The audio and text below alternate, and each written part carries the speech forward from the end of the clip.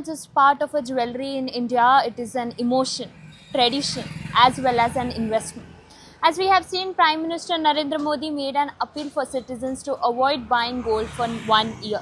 As we can see, due to the global and economic impact now across the India, the crisis have been seen. Right now, we are standing at Sonamati Chowk. Mostly on Mondays, various shops are closed of gold market. Right now, this impact may be seen tomorrow, like from starting from Tuesday. As we have seen, Prime Minister Narendra Modi appealing to the citizens not to buy a gold. A huge drought is being witnessed around across the country. Also, as we have seen, currently the wedding seasons and the festivals are going on everywhere.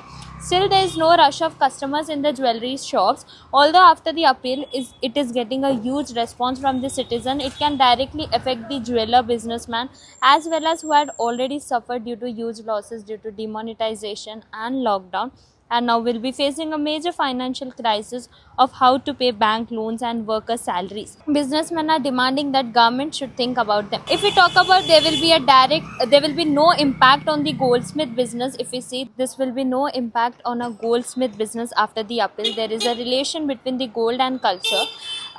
Even currently gold prices are stable, if we see, so there will be no impact on the businesses. Gold is a safe deposit. It is also gives a good returns for the people.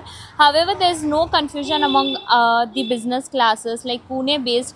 Even we have seen that now the wedding seasons are appealing, but this could be a failure for the Prime Minister, because many people are saying that gold traders have opposed the Prime Minister Narendra Modi appeal to not to buy gold. Although PM has appealed, he has not considered the gold traders. The first blow is in the gold trade will be the workers. Gold traders can survive even if they do not sell gold for an year, but how will the artists survive? This is the failure. Many people think that this could be a failure for the Prime Minister, because he has been the Prime Minister for the last 10 years and he has not been able to become competent in the trade in the 10 years. Gold is a jewelry that comes to help at the right time, so people will not stop buying gold, said many gold traders think like that, because gold is one of a good investment where we can see many Indian culture and Indian families invest a huge amount of money in the gold, because in expecting there would be a good returns they could get. But now we have to see, like, the question raises, what will happen to the artists who make gold across the country, who earn their livelihood from the jewelry making only. 3 crore artists in making gold, and the questions for their livelihood has also seen across the country. Now we have to we feel that no one should invest in gold as investment at present. If there is a wedding, then making gold, so that we can also earn the livelihood from it. Right now we are standing at Sonamati Chowk after the appeal of Prime Minister Narendra Modi regarding citizens to avoid buying gold for 1 year. Right now with us we have the businessman look after the gold. Let's try to understand what do they think. आपने वो कल appeal देखा जो prime minister Narendra Modi ने बोला है कि citizens को 1 साल तक अभी सोना ना खरीदने का, उस पर आपका क्या कहना?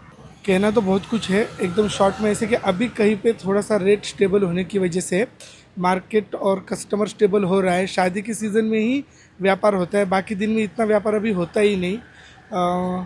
तो कुल मिला के इसको इस नज़रिए से भी देखना ज़रूरी है कि इसके ऊपर निर्भर जो कारीगर से लेके छोटे व्यापारी से लेके मीडियम व्यापारी तक होते हैं, जिनको महीने का एक अच्छा खासा खर्चा होता है। अगर 1 साल व्यापार नहीं होगा तो वो खर्चा कहाँ से कवर अप होगा? ऐसे तो हमारे प्रतिष्ठान नुकसान में जाने की संभावना बहुत ज़्यादा है, और उससे भी ज़्यादा संभावना है कारीगर की। अगर कारीगर वापस जाते हैं तो इंडस्ट्री को वापस खड़ा होने में बहुत तकलीफ दिक्कतें होगी। ये बहुत सोच समझ के गवर्नमेंट ने ऐसे एक्शन लेनी चाहिए, ऐसा हमें लगता है।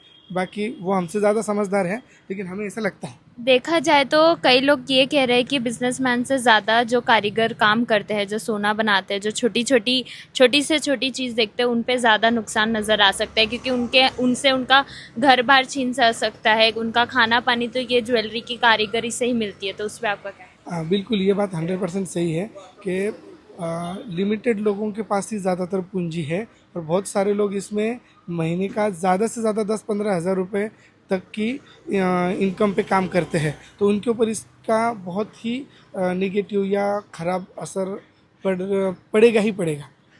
जैसे देखा जाए तो हमारे मतलब भारत के लोगों को सोना खरीदना मतलब एक ज्वेलरी जैसा नहीं होता, उनके लिए कल्चर भी होता है, ट्रेडिशन भी होता है। और कई लोग सोचते हैं कि सोना अभी ले लेते हैं तो बाद में जाके हमको रिटर्न्स अच्छा मिलेगा।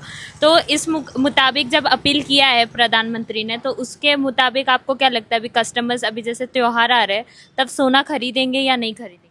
ये तो आने वाला समय ही बता सकता है, लेकिन जब इतने बड़े पोस्ट पे जब कोई व्यक्ति होता है और वो जब देश के नाम से अपील करता है तो इफ़ेक्ट तो होता है।